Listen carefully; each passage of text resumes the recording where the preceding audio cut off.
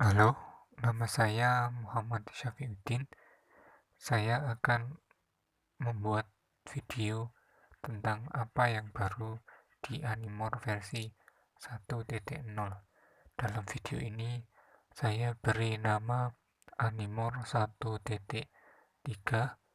Apa yang baru di Animore versi 1.0? Oke, langsung saja.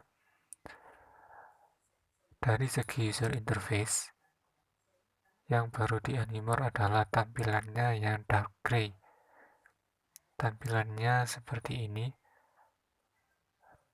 tampilan abu-abu gelap dibanding sebelumnya yang tampilannya seperti ini, warna biru, di mana ini jika kelamaan menatap layar, maka mata kita akan cepat lelah.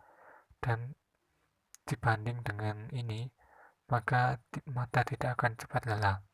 Sehingga lebih baik kita menggunakan warna dark gray. Oke, selanjutnya dari segi user interface ada get annotation. Get annotation berarti kita bisa mengetahui berapa panjang dan berapa lebar dari suatu objek. Seperti ini. Nah, ini adalah panjang lebarnya, namun hanya bisa mencakup panjang dan lebar atau juga posisi dari suatu poin, suatu titik, ya, seperti ini.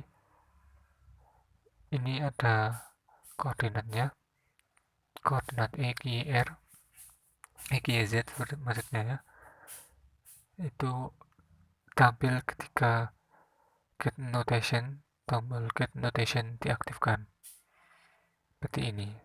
Jika tidak, maka tidak akan muncul parameternya. Oke. Selanjutnya fitur user, fitur fast select. Fitur fast select berguna untuk memilih cepat. Bukan memilih, tapi maksud saya ya memilih cepat seperti itu. Apa fungsi dari fast select? Fast select itu sebagai penanda apakah posisi kursor kita sudah sudah ada pada titik yang tepat. Misalkan saya pilih titik ini, maka ini akan menyala seperti ini, dan saya akan dengan mudah mengetahui apakah saya sudah mencapai titik ini. Ini memang tidak terasa jika objeknya mempunyai titik-titik yang sedikit, namun akan sangat terasa jika objeknya mempunyai banyak-banyak titik. Seperti ini. Ini objek yang mempunyai banyak-banyak titik. Dan jika tidak hati-hati, maka kita akan kesulitan. Jika tidak ada penanda, maka kita tidak akan tahu yang kita klik adalah yang ini atau yang ini. Itu adalah salah satu fungsi fast select untuk titik. Fungsi fast select sebenarnya bukan untuk titik dan ini saja, titik dan yang lain saja seperti ini. Namun juga bisa untuk memilih cepat dalam objek. Nah, seperti ini. Memilih objek. Tadi bukan memilih objek, tapi memilih titik. Seperti ini, memilih titik dan tepi. Ini sekarang kita memilih objek. Itu adalah salah satu kegunaan dari fast select. Oke, kita lanjutkan lagi. Dari sisi user interface, ada fungsi baru yaitu layer. Layer berguna untuk seperti menghidden objek. Jika kita menaruh objek ini di layer 0, maka di layer 1 kita buat dulu layernya.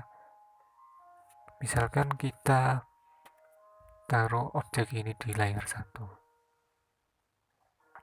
Jika layer 1 kita matikan, maka objek ini tidak akan menyala, tidak akan ada, maksud saya tidak akan tampil. Kalau ini 0 kita matikan, maka objek persegi tadi, maksud saya kubus tadi, juga tidak akan tampil. Jadi untuk menampilkan kita harus mengklik layer-layer pada objek tadi. Nah, seperti ini layer. Nah, apa fungsi penambahan layer ini? Ini jika untuk mengedit suatu objek, maka kita harus menyembunyikan salah satu dari ini, karena kita akan kesulitan jika mengedit objek jika ada objek di sebelahnya. Maka dari itu kita harus menyembunyikan ini dengan cara mengkliknya seperti ini, dan objek akan hilang untuk sementara. Oke, selanjutnya dari segi arch rotate. Arch rotate adalah seperti ini.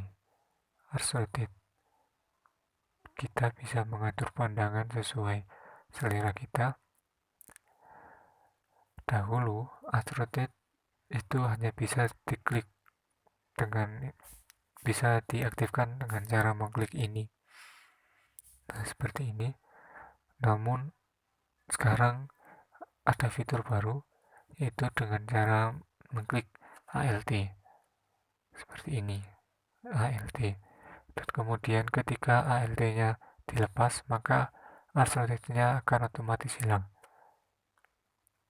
Jika kita menekan dan menahan lagi, kemudian kita mengklik kiri dan mengarahkan kursornya, maka akan otomatis ambil. Dan ketika tombol ALT kita lepaskan, maka arch rotate otomatis hilang. Apa fungsi dari arch rotate ini? Fungsi dari penambahan fitur arch rotate ini, kita tidak usah banyak-banyak langkah dalam arch rotate. Misalkan jika kita secara manual, maka kita akan menyalakan dulu, kemudian memutar lagi, kemudian untuk mematikan kita mematikan lagi ke sini, klik ini. Itu terkadang bisa membuat langkah yang banyak jika kita terlalu sering merubah-rubah ini. Oke, oleh karena itu kita lebih baik menggunakan ALT